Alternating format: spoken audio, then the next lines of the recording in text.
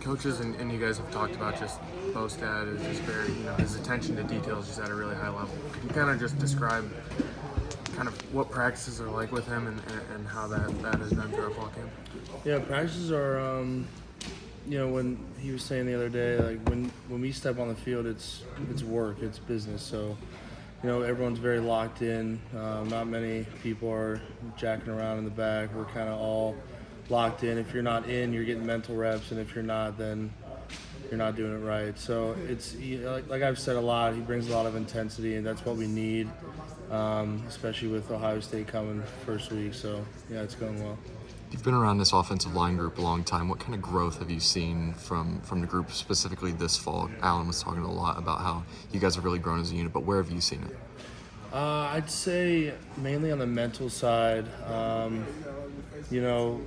People grasping plays a lot more. There's been times in the past where half the group gets it and half the group doesn't. I think this year a lot of the group is just getting it a lot better, and it's translating out to the field well. So, gets guys like me and the older guys excited. Mike, Coach Bell mentioned that no position group has more time on task than you guys as far as reps and practice. Is that something that you've noticed that's different from the past under Coach Bell's staff? Yeah, definitely. I mean, before pre-practice is like one of the hardest parts of practice before stretch even starts, because we are getting so many reps, and that's one of Coach Bostad's main things is just repetitions. So we get so many reps pre-practice, so I think it's good for us because you can't master something unless you take like thousands and thousands of reps. So that's the only thing that's going to get us better is just reps. Obviously, Matt Bedford got hurt with week 1 last year, and you had to play the rest of the season without him. How big of a difference do you feel like it's made to have him back on the line? Yeah, it's great. Me and Matt have been playing with each other for 4 or 5 years now, so he's a fantastic player physically and mentally. So, yeah, it's going to be great to have him back, and I'm excited for his future in this year. Who stood out to you on the defensive line? Definitely Philip Blitty. Me and him have battled a lot. And then guys like PJ and LD, we've been going at it for a year now. But Phillips came into this camp, and he's done a great job. Of course, Andre Carter just physically dominating out there. So I'd say those are the guys.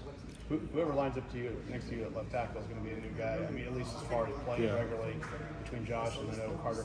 How much have you tried to just kind of, I know you're not a left tackle, but you're on that side. How much have you just tried to kind of help them along and, maybe if they've had bad days, try to kind of keep them up and coach them through it? Yeah, I'd say with my experience, the one thing I've tried to do with the younger guys that are going to be playing is just keeping them calm and level-headed. If they screw up a play, just flush it and move on.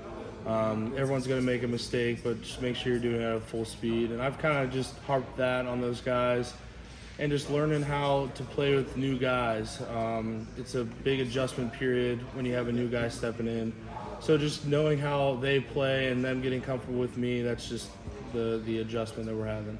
How naturally does that sort of leadership role come to you? Very naturally. I've always been more of a, not very vocal guy, but a well-respected guy amongst my peers. So, that's something I take pride in.